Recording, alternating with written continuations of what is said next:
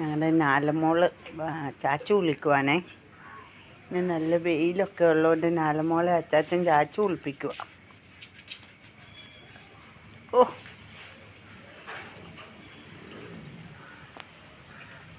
Shampoo തീർന്നു കേട്ടായി.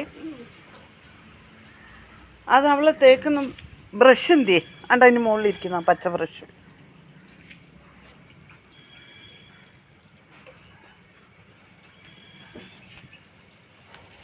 നല്ല കുട്ടിയാണല്ലോ.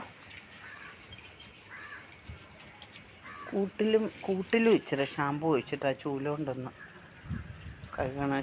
വേറെ ഡിറ്റർജൻ്റ് ഒന്നും ഉപയോഗിക്കരുതെന്നല്ലേ ഡോക്ടർ പറഞ്ഞു.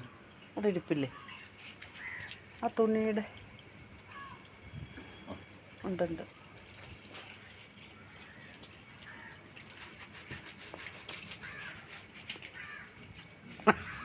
അതന്നെ ഇരിക്കുന്നത്. ഒന്ന് കിടക്കടി അവിടെ.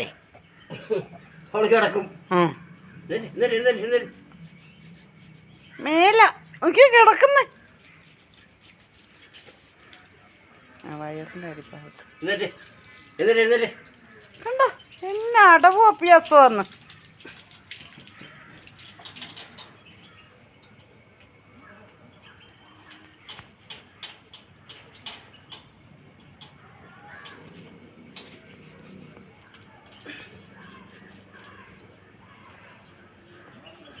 ആ കാലിൻ്റെ അവിടെ അന്ന് തൊലി പോയ അവിടെ ഒന്ന് തേച്ചേട്ടാ.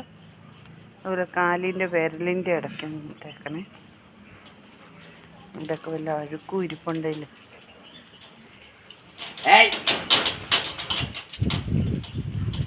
തല നനയ്ക്കണ്ട.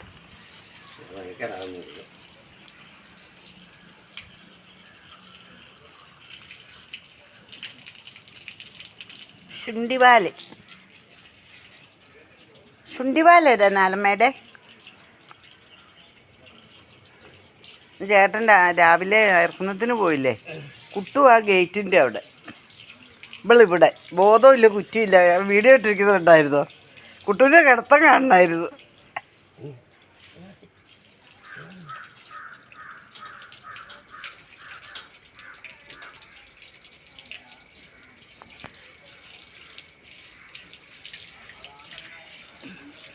ഓ കൈ പൊക്കി തരുള്ളൂ. കയ്യും എന്നിട്ട് ആ വിരലിൻ്റെ ഇടയിലേക്ക് വെള്ളം ചീറ്റി കൊടുത്തു. കാല് പൊക്കി കൊടുത്തേ. അച്ചാച്ചിക്ക് കാല് പൊക്കി കൊടുത്ത കുഞ്ഞ്. അങ്ങനെ ഉള്ള കുട്ടിയല്ലേ അമ്മയുടെ പൊന്ന്.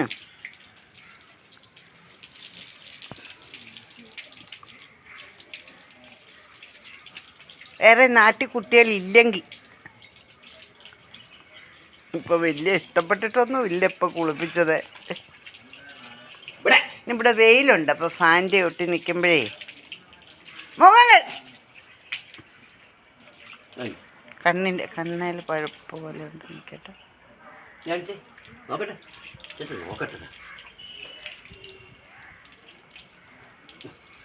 ചെറിയാലും ഇടയ്ക്ക് ഉമ്മ വെക്കണ്ടല്ലേ? തുണി നല്ലോണം ഇരിക്കണ്ടേ?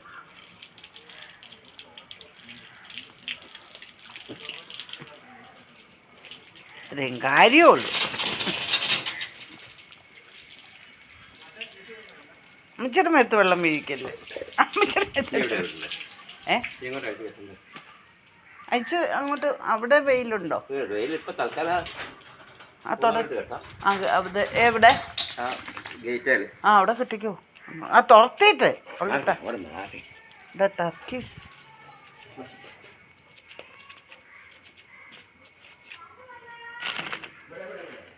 അയ്യോ ആ ടർക്കിയിൽ ഇല്ലാത്ത ഉറുമ്പുകളിൽ.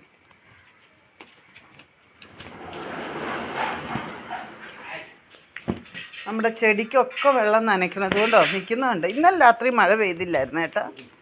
ആ നോക്കിയതുകൊണ്ടോ ചെടി ഇതുകൊണ്ടോ ഇതെല്ലാം വാടി.